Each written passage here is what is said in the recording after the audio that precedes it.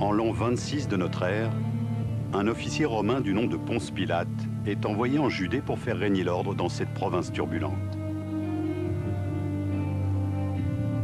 Pendant 10 ans, il va imposer la loi de Rome à un peuple réticent, parvenant à contrôler émeutes et révoltes. Mais la réalité de la longue carrière de Ponce Pilate est obscurcie par un événement unique, le procès et l'exécution de Jésus. D'après les évangiles, Pilate aurait condamné Jésus en cédant aux injonctions des Juifs, se lavant ainsi les mains de cette malheureuse affaire. Mais cette version chrétienne ignore les réalités de la loi romaine en Judée et passe sous silence les raisons qu'avait Pilate de se débarrasser de Jésus. Pilate fut-il vraiment ce gouverneur instrumentalisé que nous montrent les évangiles? D'après les sources grecques et romaines, Pilate nous apparaît sous un jour très différent. C'est un homme dur et brutal, très efficace. Il va contrôler cette province agitée pendant 10 ans, ce qui est très long pour un gouverneur. C'est un très bon administrateur de Rome.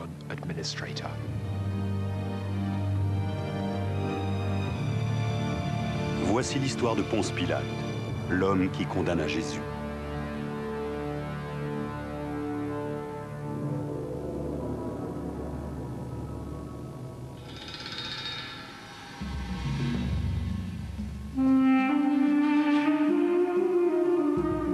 Au carrefour des 3 monothéismes, Jérusalem est une cité sur laquelle pèsent les mésententes religieuses. C'est ici, il y a 2000 ans, que s'est déroulé le procès de Jésus. Un événement qui, aujourd'hui encore, sème la discorde entre juifs et chrétiens.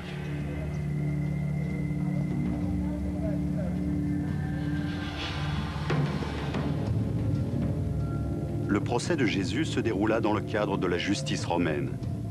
Un préfet de Rome jugea un ennemi de Rome et lui infligea une sanction conforme à sa loi, la crucifixion. Pourtant, le récit basé sur les évangiles absout Pilate de toute responsabilité personnelle. Pour les évangélistes, ce sont les Juifs qui entourent Pilate, qui l'obligent à faire cette sale besogne à leur place.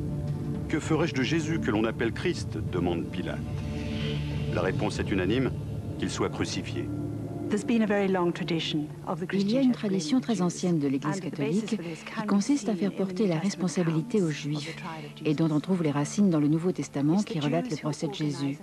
Ce sont les Juifs qui organisent et manipulent le procès de manière à ce que Jésus soit condamné. Les Romains apparaissent comme des participants involontaires qui voudraient bien s'opposer à tout cela s'ils en avaient le pouvoir, mais c'est une histoire tronquée. Ce sont là les raisons profondes de l'antisémitisme chrétien.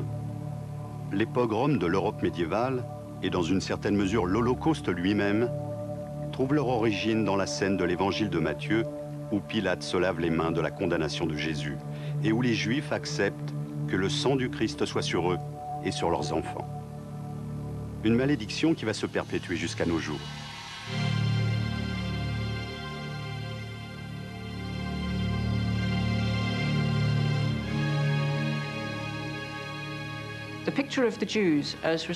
Cela fait longtemps que l'image des Juifs responsables de la mort de Jésus enflamme l'imagination des auteurs chrétiens. Dès la fin de l'Antiquité au Moyen-Âge et jusqu'à l'époque moderne, cette image a empoisonné l'esprit des gens ordinaires, qui voient dans leurs voisins juifs, tant de siècles après, les descendants de ceux qui ont tué le Christ, dans la Jérusalem du 1er siècle. Ponce Pilate est l'homme qui se trouve au cœur de cette controverse. L'idée de la responsabilité du sang du Christ est le résultat de l'attitude de Pilate, qui cède à la pression des Juifs. Mais les Romains avaient également des raisons personnelles d'éliminer Jésus. Son procès n'aurait été qu'un événement parmi d'autres, s'inscrivant dans une suite d'incidents au cours desquels un gouverneur dur et pragmatique s'est efforcé de contrôler une population instable. On a tendance à voir dans Pilate un personnage acéphalo. En réalité, Pilate était très différent. Ce que nous savons de lui, d'après des sources extérieures, montre un gouverneur dynamique et compétent. Pas du tout le personnage faible des évangiles. L'historien Tacite rappelle la parole d'un chef ennemi vaincu par Rome. Il crée un désert et l'appelle la paix. 20 ans après être devenue une province romaine, en l'an 26 de notre ère, la Judée en est encore au stade de la colonisation brutale. Les rébellions à l'égard des taxes imposées par Rome ont empoisonné la vie des prédécesseurs de Pilate. Une génération plus tard, la Judée va connaître une révolte ouverte. Pilate arrive ici avec pour mission d'imposer la paix romaine.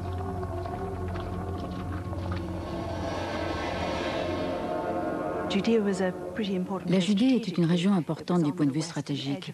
Elle se trouvait à la bordure occidentale d'une zone troublée, le Moyen-Orient. Et les hommes que Rome envoyait là-bas étaient d'abord des soldats avant d'être des diplomates. Quand on observe les autres gouverneurs de Judée, et en particulier ceux qui ont précédé Pilate, on s'aperçoit que c'étaient des gens violents.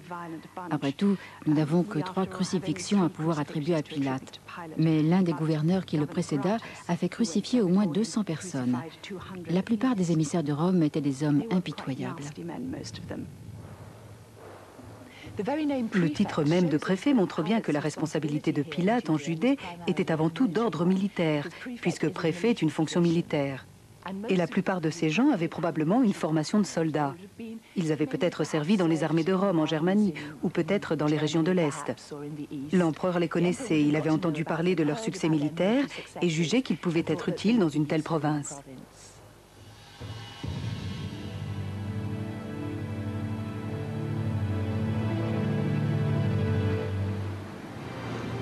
Nous voyons ici les ruines de Césarée, une cité bâtie par Hérode le Grand sur la côte méditerranéenne. Les Romains vont annexer la Judée après la mort d'Hérode, et Césarée deviendra le siège de l'Empire dans cette région. Les thermes, les temples et les terrasses de marbre y étaient nombreux.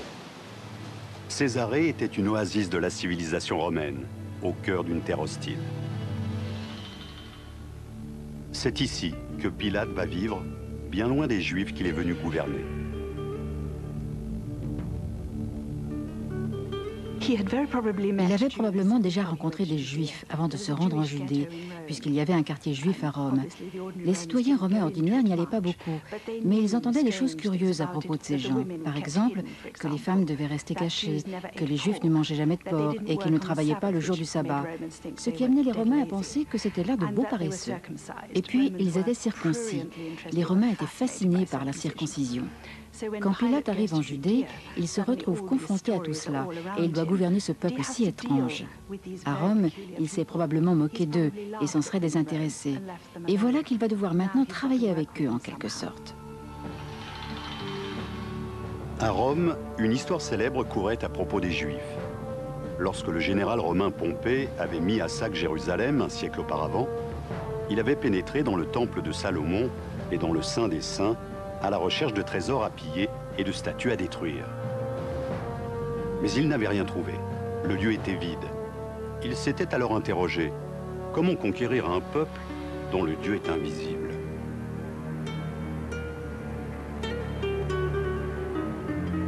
La religion est un élément central de la vie à Rome. Et comme préfet de Judée, Pilate est aussi le représentant de l'Église romaine. Et c'est donc aussi sa foi qui induit ses pensées et ses actions. Dans l'esprit du citoyen romain, il existait un lien crucial entre la religion et le pouvoir.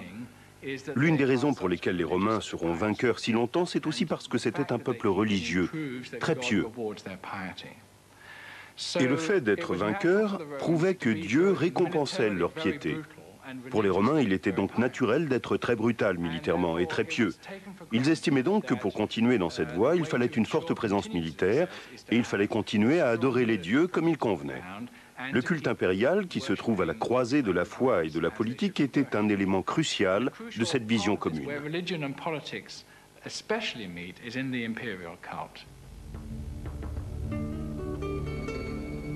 La seule preuve physique qui nous reste de Pilate, à part quelques pièces de monnaie, est une inscription à Césarée qui mentionne la construction d'un temple par Pilate pour adorer son Dieu vivant, l'empereur Tibère. Sa dévotion au culte impérial le met immédiatement en porte-à-faux face aux Juifs qu'il doit gouverner. L'historien juif Joseph, qui écrit 40 ans après l'événement, raconte ce qui s'est passé. Il décrit un Ponce Pilate très différent de celui que nous a laissé la tradition chrétienne. D'après lui, Pilate n'était pas un homme à se laisser manipuler par la foule. Il rappelle que la première mesure de Pilate, comme préfet, fut d'envoyer des troupes fraîches à Jérusalem. Une action qui sera considérée comme une provocation. Sur les étendards de ces soldats figure en effet l'image de l'empereur Tibère, contrevenant ainsi à 2 commandements fondamentaux du judaïsme, ordonnant aux croyants de n'avoir d'autre Dieu que le Dieu d'Israël et de ne pas représenter d'image des divinités. L'incident des étendards est le résultat direct de la volonté de Pilate de s'imposer en Judée. Dans son esprit, il doit montrer clairement dès le départ ce qu'il veut faire dans ce pays, romaniser la Judée, indiquer sans ambiguïté que cette région doit être placée définitivement sous la coupe de Rome. Et pour cela, sa première action, c'est de faire entrer dans Jérusalem les étendards romains avec l'image de Tibère, ce qui n'avait jamais été fait. Joseph décrit l'émotion provoquée par cette insulte à la loi de Moïse. Et la nouvelle se répand de Jérusalem aux villes les plus éloignées, à tel point qu'une foule hostile marche sur Césarée afin de protester contre cette offense faite à leur coutume. C'est un face-à-face entre 2 visions du monde. Et cette protestation se poursuivra pendant 6 jours, les Juifs entourant le palais de Pilate.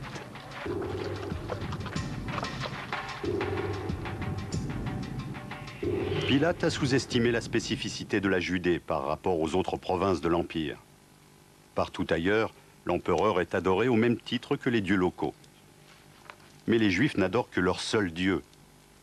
Pour Pilate, faire machine arrière, ce serait faire affront à l'empereur lui-même. Pilate est un soldat avant d'être un diplomate. La confrontation n'est pas pour lui faire peur.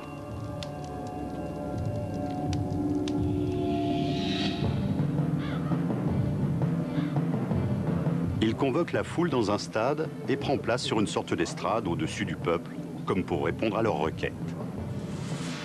Mais, sur un signal de sa part, les soldats romains entourent rapidement la foule des Juifs.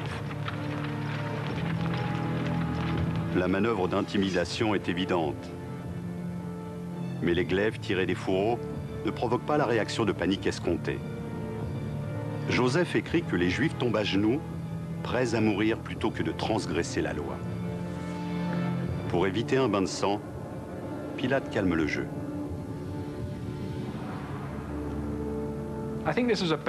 Je pense que Pilate a mal commencé son nouveau mandat de gouverneur.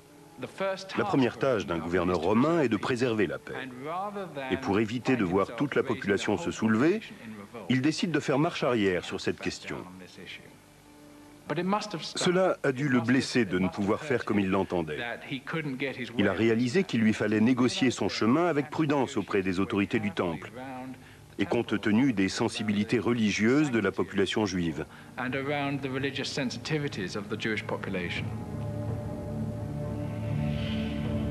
Pilate saura tirer la leçon de l'incident de Césarée. Il va désormais se tourner vers la diplomatie pour naviguer au milieu des écueils que constituent les sensibilités juives et pour assurer la loi et l'ordre de Rome.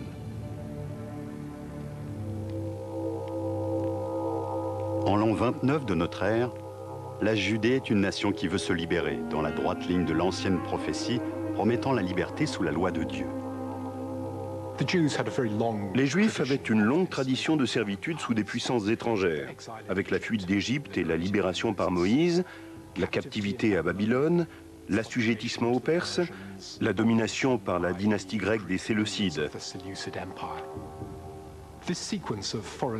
Cette longue histoire de domination étrangère a conduit les Juifs à croire qu'ils sont une nation à part, attendant l'arrivée imminente d'un libérateur, d'un Messie, qui les délivrera des étrangers et qui leur redonnera cette terre de lait et de miel qu'on leur avait promise lorsqu'ils étaient en Égypte.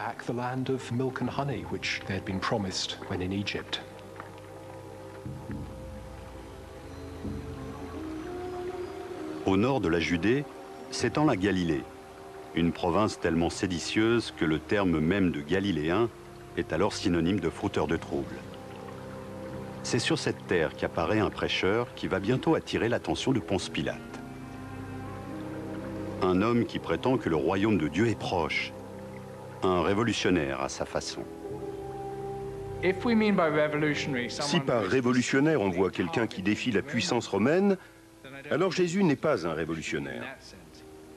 Mais si l'on voit en Jésus quelqu'un qui compte sur un changement radical des circonstances politiques, la réponse est alors oui, me semble-t-il, parce qu'il parle de la venue du royaume de Dieu et que ce royaume va complètement modifier les rapports de puissance. Cela concernera tout le monde, du gouverneur romain jusqu'au plus modeste citoyen dans la rue. Je pense que les gens qui ont suivi Jésus avaient des attentes différentes. Certains voulaient seulement être guéris. D'autres le suivaient parce que c'était un bon orateur.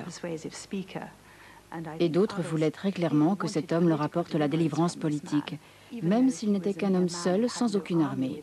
Son éloquence les avait persuadés que peut-être il était l'homme qui pourrait délivrer la Judée de l'emprise de Rome.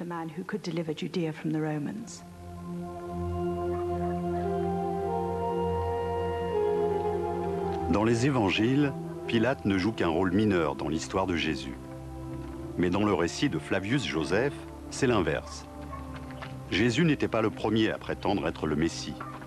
Et Joseph rappelle les noms de plusieurs hommes qui, avant lui, ont focalisé tous les espoirs des Juifs. Il y eut un esclave du nom de Simon, et puis Atronge le berger, Judas le Galiléen et Jean le Baptiste. Tous ont défié l'élite au pouvoir et ont été éliminés, exécutés par les Romains ou par les soldats d'Hérode qui étaient leurs alliés. Au temps de Pilate, la Galilée est un royaume satellite de Rome. La responsabilité d'y faire régner l'ordre est déléguée à Hérode Antipas, le second fils d'Hérode le Grand. L'évangéliste Luc note que Pilate et Hérode ne s'aimaient guère sans donner les raisons de cette acrimonie. Pilate pensait que Hérode entretenait des rapports avec des fauteurs de troubles locaux.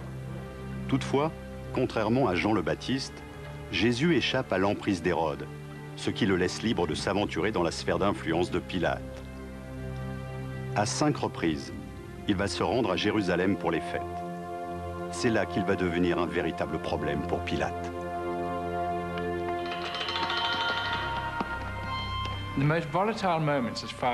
Les périodes les plus critiques pour le gouvernement romain étaient celles des festivités juives à Jérusalem. Il y avait alors des foules importantes de pèlerins qui venaient de toute la Judée, de Galilée et de l'ensemble de la diaspora à l'est et à l'ouest. C'était à ces moments-là, quand les gens se rassemblaient pour adorer leur Dieu, que le sentiment d'identité communautaire était le plus fort.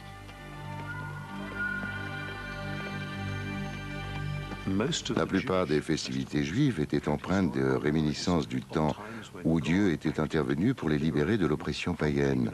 Ils considéraient l'exode d'Égypte comme l'époque où Dieu avait dit à Pharaon « Israël est mon peuple et ma colère va tomber sur toi si tu ne le laisses pas partir ». Et c'est ce qui s'est passé dans cette histoire. Quand les Juifs célébraient une fête, ils se rappelaient ce que Dieu avait fait pour eux dans le passé et qu'il voulait qu'ils fassent à nouveau, avec ces nouveaux païens qui les opprimaient maintenant. Ce n'est donc pas simplement une agitation passagère, c'est aussi une occasion religieuse. Ils sont excités parce qu'il s'agit d'un événement religieux qui n'est pas innocent et Pilate doit donc se méfier.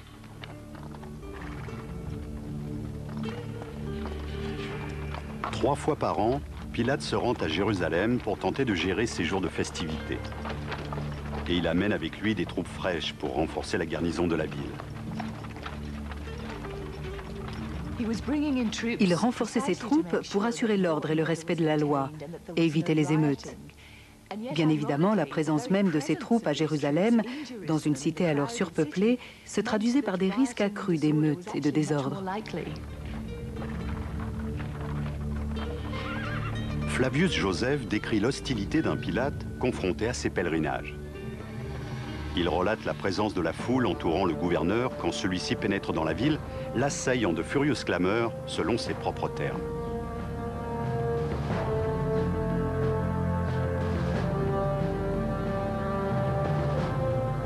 Pilate va devoir mettre en œuvre une stratégie autre que la force pour contenir la foule.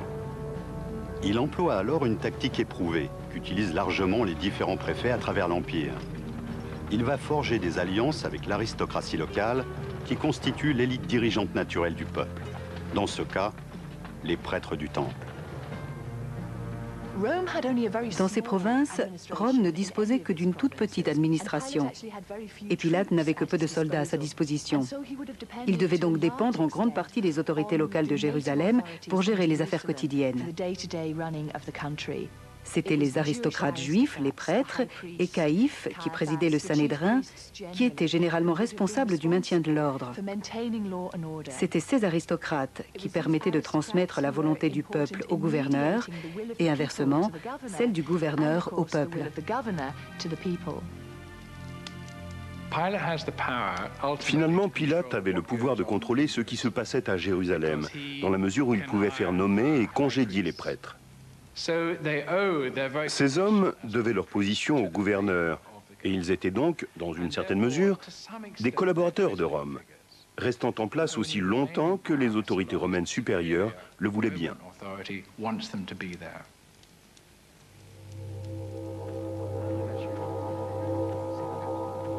Pour Pilate, le problème c'est que la loyauté du peuple à l'égard des grands prêtres est fortement compromise.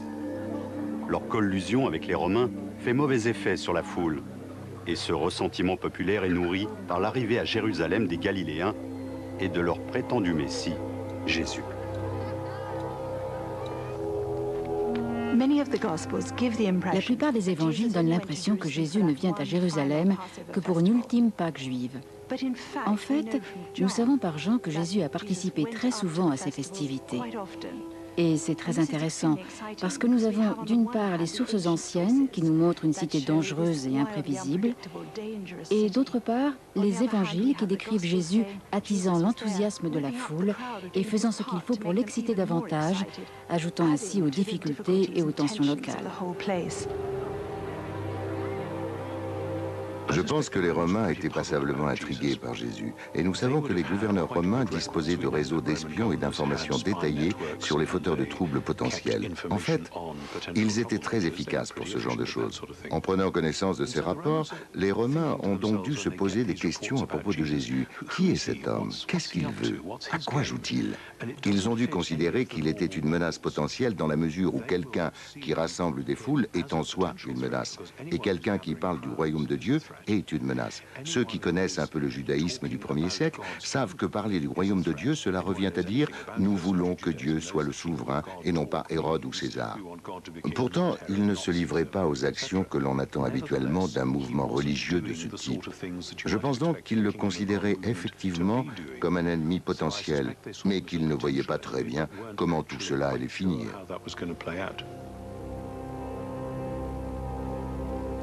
Jésus ne prêchera jamais la révolte contre les Romains. Mais il en sera autrement quand il s'agira des alliés de Pilate dans le temple. Jésus va dénoncer l'hypocrisie des prêtres et ameuter la foule, défiant ainsi la suprématie de l'élite juive. Pour autant qu'on le sache, Jésus voyait dans le temple une merveilleuse institution centrale voulue par Dieu pour Israël, afin d'y venir connaître et adorer Dieu, mais une institution qui était désormais révolue.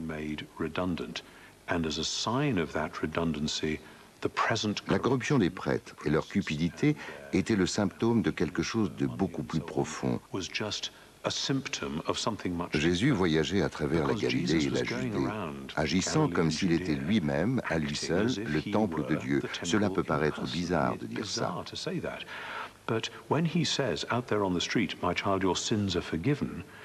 Mais quand il déclare dans la rue « tes péchés te sont remis », on pense qu'il faut normalement aller au temple pour que cela soit possible.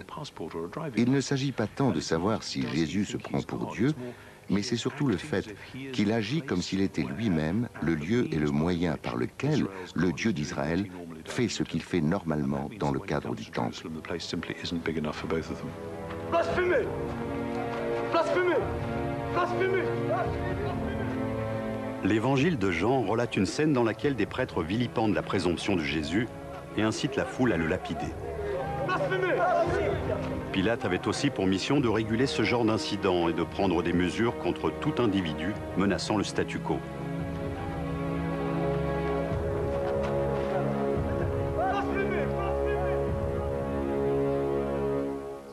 Le texte de Flavius Joseph décrit un incident qui montre Pilate à l'œuvre, réprimant des troubles publics. Pilate avait utilisé des fonds attribués au temple pour construire un aqueduc. La foule, hostile à cet accord passé entre le gouverneur et l'élite du temple, entoura le palais de Pilate. Les prêtres étaient compromis. C'était à Pilate de maintenir l'ordre, ce qu'il fit avec brutalité. Nous sommes loin ici du Pilate insignifiant que décrivent les évangiles. Pilate va ordonner à ses soldats de s'habiller en civil avec de longues robes à la manière des Juifs. À la place des glaives, ils emportent de lourds bâtons. À l'extérieur, la fureur de la foule tourne à l'émeute avec, selon les termes de Joseph, un torrent furieux d'injures. Pilate donne alors le signal à ses soldats qui se mélangent à la foule, isolent les meneurs, en assomment quelques-uns et arrêtent les autres. Les Juifs, explique Joseph, surpris, désarmés par cette attaque concertée, se retirent. C'est ainsi que l'émeute prit fin.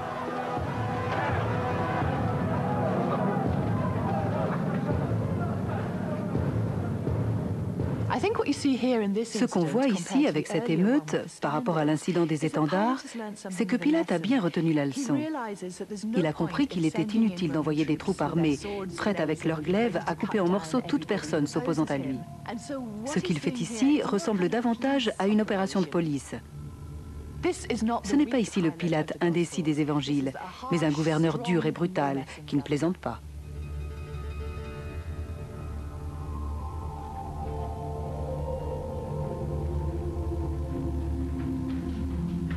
Les évangiles ne mentionnent pas directement l'incident relatif à l'aqueduc.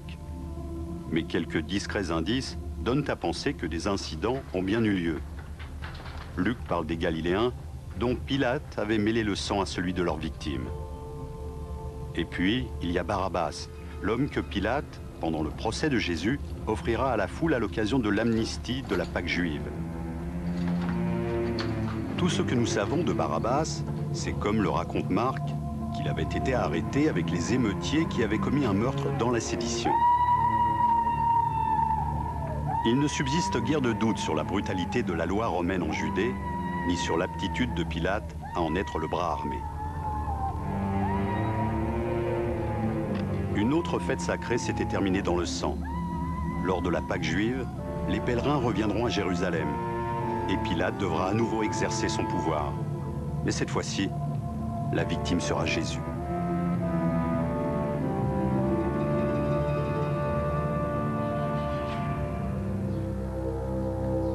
Il y a très peu de choses sur Jésus dans les pages de l'historien juif Joseph. Il y décrit Jésus comme quelqu'un se livrant à des actions surprenantes, un éducateur du peuple, condamné à la crucifixion par Pilate. Joseph décrit bien de quelle manière, mais après la mort de Jésus. Ceux qui l'avaient aimé précédemment n'ont pas cessé de le faire. Et jusqu'à ce jour, la tribu des chrétiens existe toujours.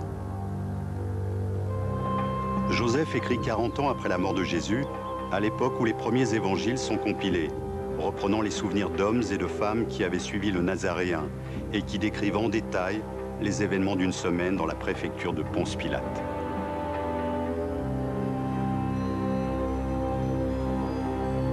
D'après les chercheurs contemporains, il faudrait situer ces événements à la Pâque de l'an 30 de notre ère. Cette semaine-là, Jésus revendique en public son messianisme. Son entrée à Jérusalem sur le dos d'un âne est fortement symbolique. La foule comprend la référence à d'anciennes prophéties. C'est ainsi que le roi se présenterait.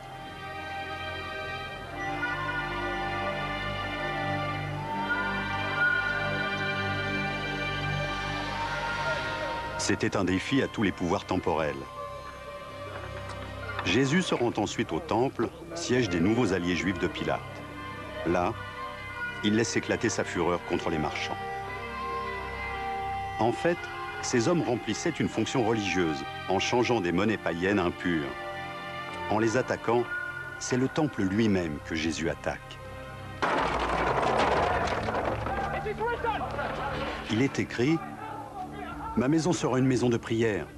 Et vous, vous en avez fait un repère de brigands. » Il s'agit là d'une parabole sur la destruction. L'intention n'est pas tant de dire qu'il y a trop d'activités commerciales et qu'il faut remettre de l'ordre dans tout cela. Ce n'est pas non plus manière de dire que nous devons penser davantage à la signification du système sacrificiel et y consacrer plus d'intégrité. C'est surtout manière de dire que tout ce spectacle est maintenant terminé.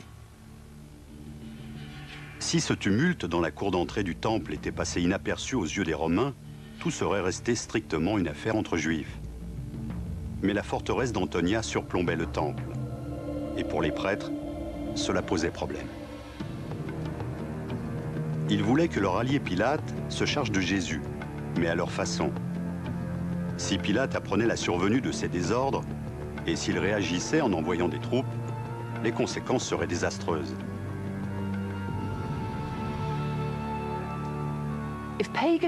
Si les soldats païens étaient entrés dans le temple, cela aurait détruit tout le système de purification qui était si important pour les Juifs. Et cela aurait effectivement réduit à néant toute la fête, toute l'activité culturelle.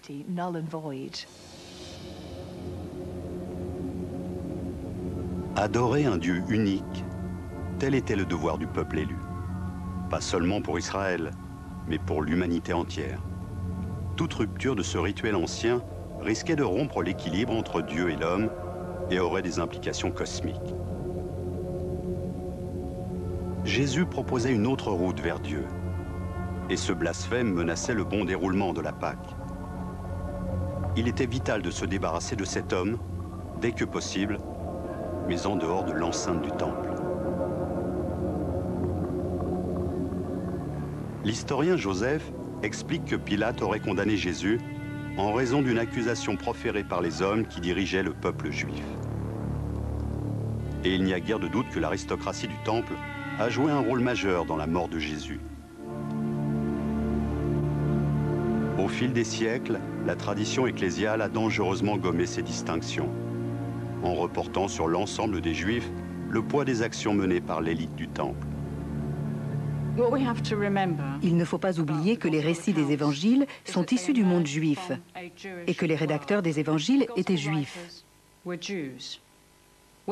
Lorsqu'ils ont écrit sur le conflit qui a opposé les disciples de Jésus et ceux qui avaient condamné Jésus à mort, ils ont écrit en tant que juifs, s'opposant à d'autres juifs.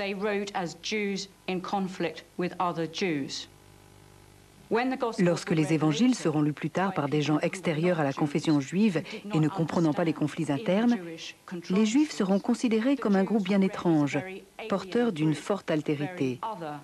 Et l'hostilité des évangiles à l'égard des autorités juives sera lue comme une hostilité à l'encontre de tous les juifs, de tous les temps.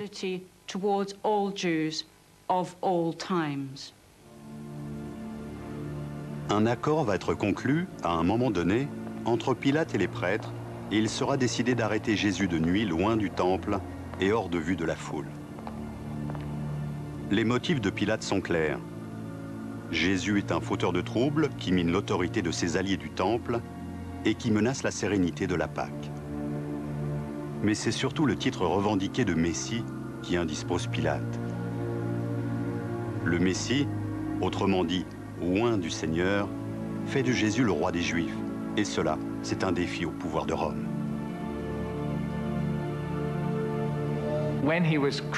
Lorsqu'on l'a crucifié, il y avait un écriteau cloué au-dessus de sa tête, indiquant « le roi des Juifs ». Cela semble être le motif sur la base duquel Jésus a été déféré devant Pilate. Cet homme se présentait comme le roi des Juifs. C'est là un titre que Pilate aura immédiatement reconnu comme une revendication politique, défiant son autorité et l'autorité de Rome dans le pays.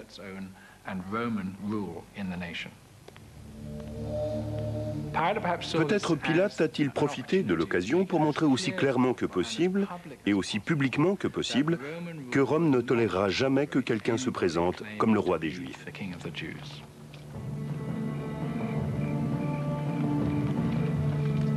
Cette nuit-là, dans les jardins de Gethsémani, les gardes du temple n'ont pas agi de leur propre initiative. L'évangile de Jean relate la présence d'une cohorte de soldats, soit 600 hommes. C'est probablement une exagération, mais cela correspond assez bien au portrait que Joseph brosse de Pilate, un préfet militaire déterminé à mettre un terme au désordre civil. Le lendemain, Pilate jugera Jésus, qui sera exécuté selon la loi de Rome, faisant ainsi un exemple pour tous ceux qui veulent défier l'autorité de Rome.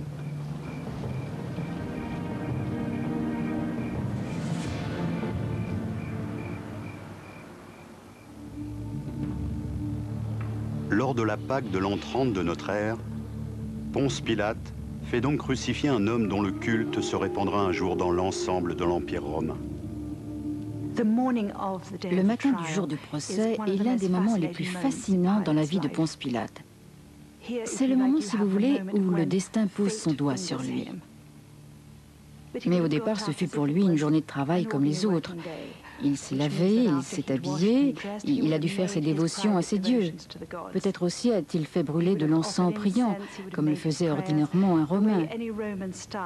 Mais il est extraordinaire de penser que ce jour, apparemment ordinaire, Ponce Pilate va faire une rencontre qui va changer le cours de l'histoire.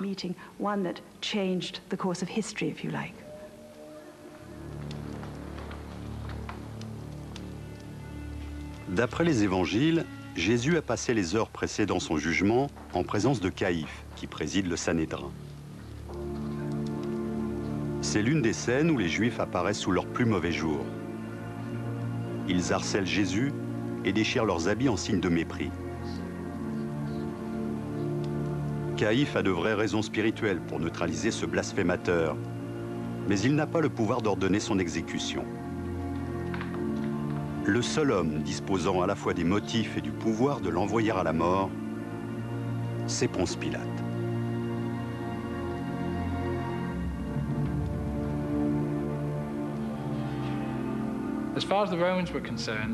En ce qui concerne les Romains, il fallait qu'ils montrent de manière indiscutable que c'était eux qui commandaient ici, que si quelqu'un devait diriger le peuple de Judée, ce seraient eux, les Romains, qui en décideraient.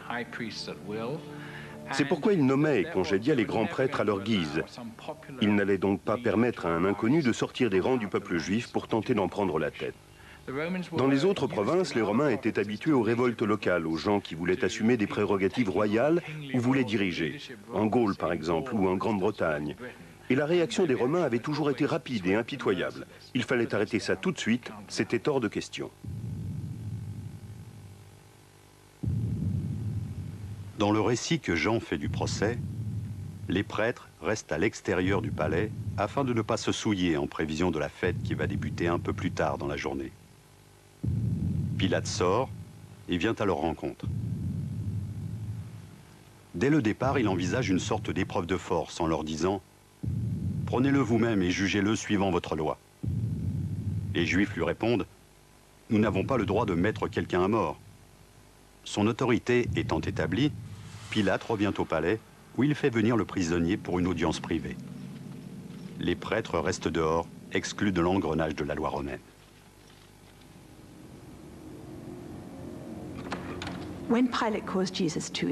Nous avons ce moment extraordinaire du face-à-face entre le gouverneur romain et Jésus. Nous avons là l'ultime représentant de la puissance romaine face à un brigand, un délinquant de droit commun, pour autant qu'on le sache. Et vous avez ce dialogue extraordinaire entre eux, digne d'une pièce de Harold Pinter, où Ponce Pilate pose des questions alors que Jésus répond à côté. Vous avez ici deux mondes en présence, mais deux mondes qui ne se mélangent pas, qui ne se rencontrent pas, ils ne se comprennent pas. Sais-tu ce qu'ils disent de toi? Que tu es le roi des Juifs. C'est vrai? Si mon royaume était de ce monde, mes gens auraient combattu pour que je ne sois pas livré aux Juifs. Mais mon royaume n'est pas d'ici. Donc tu es roi. Tu le dis, je suis roi. Et je ne suis né que pour rendre témoignage à la vérité.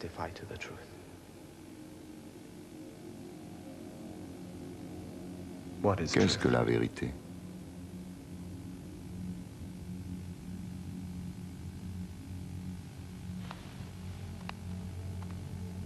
Je pense que Pilate a probablement réalisé que Jésus était quelqu'un à part, quelqu'un de différent. Il n'avait jamais rencontré un homme comme lui. Il a peut-être pensé que Jésus était un fanatique délirant, qu'il était fou. Il y avait d'autres gens autour de lui qui faisaient des choses insensées, et peut-être Jésus en faisait-il partie. Et pourtant les sources, qui bien sûr ont été écrites par des chrétiens, laissent entendre que Pilate était également hanté par la clarté et la sérénité, et dans une certaine mesure, par le silence de Jésus. Il ne faut pas oublier qu'à l'époque, l'idéologie impériale romaine régnait dans le monde méditerranéen. Quand on trouvait quelqu'un qui apparaissait comme un rival de César, ce n'était donc pas seulement une question politique, c'était aussi une question religieuse.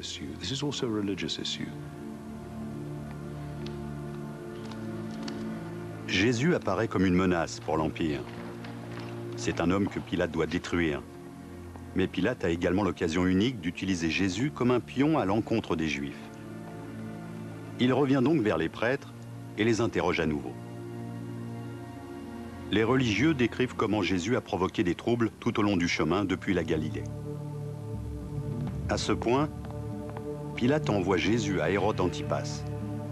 Dans la tradition chrétienne, cet épisode est présenté comme la preuve de la faiblesse de Pilate. Il se décharge de toute responsabilité. Mais c'est peut-être aussi une manière pour le gouverneur de renouer des relations politiques. En offrant un rôle à Hérode dans le gouvernement de la Judée, il va peut-être trouver le moyen de remettre en selle un allié important. Et c'est bien ce qui se passe. Hérode satisfait sa curiosité, questionne Jésus et le renvoie à Pilate. D'après Luc, ce même jour, Hérode et Pilate devinrent amis.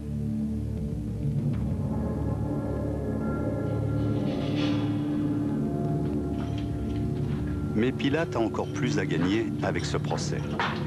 Il peut l'utiliser pour renforcer son autorité sur les Juifs, prêtres et citoyens compris. Alors, il monte une mise en scène en utilisant comme appât le prisonnier Barabbas, arrêté à l'occasion de désordres précédents.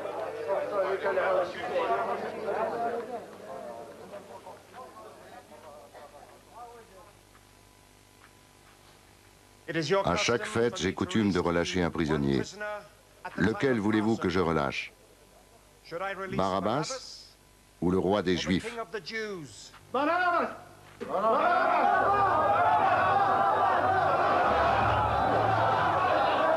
Les différentes motivations de la foule sont biaisées à l'avantage de Pilate.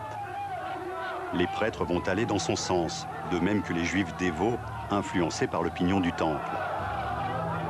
D'autres verront en Barabbas un homme digne d'être sauvé, un révolutionnaire plus actif que Jésus ne le fut jamais. Le coup de maître de Pilate va consister à influencer la foule à propos du soi-disant royaume de Jésus. Comment un inconnu, né on ne sait trop où, pourrait-il être leur roi? Son propre mépris invite à la condamnation. Pilate voit ici la chance d'établir aussi clairement que possible que le peuple juif n'a pas et n'aura jamais quelqu'un de reconnu comme le roi des Juifs. Il se tourne donc vers eux pour leur demander ce qu'il doit faire de cet homme. Et la réponse est immédiate. Crucifie-le. Que ferais-je donc de celui que vous appelez le roi des Juifs? Chaque fois qu'il utilise ce titre, et chaque fois que la foule lui demande de le crucifier, il les force à reconnaître que ce ne sont pas eux qui ont le pouvoir, et qu'aucun homme ne peut se prétendre roi des Juifs. Comme il est écrit dans les évangiles, nous n'avons d'autre roi que César. Crucifierai-je votre roi? Nous n'avons d'autre roi que César.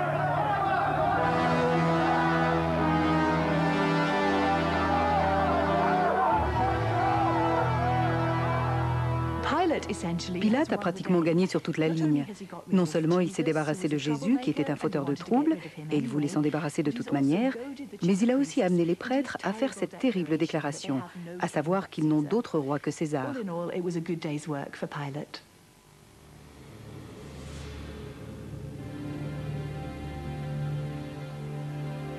Cette interprétation du procès est une version de l'histoire qui correspond au portrait que brosse Joseph d'un préfet déterminé et pragmatique.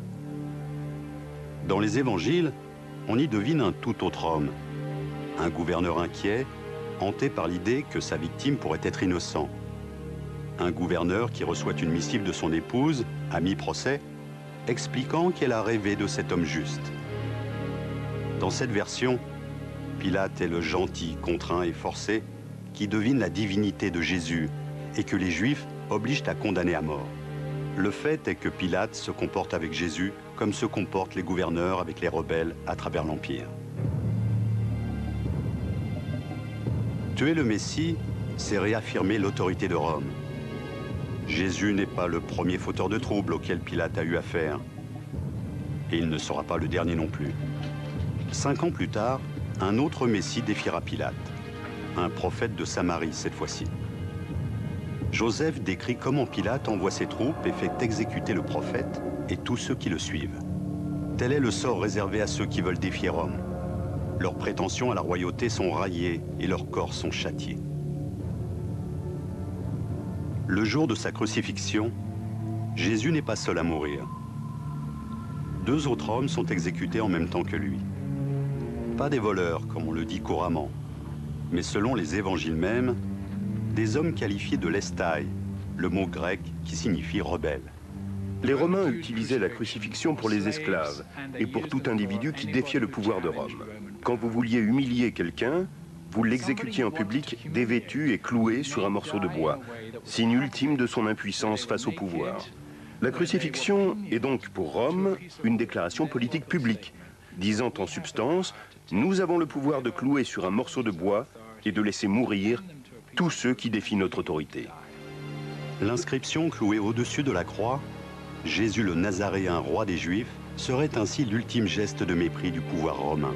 Les prêtres auront beau se plaindre à Pilate et lui demander d'écrire plutôt « Cet homme a dit, je suis le roi des Juifs », le gouverneur tiendra bon. Ce que j'ai écrit est écrit.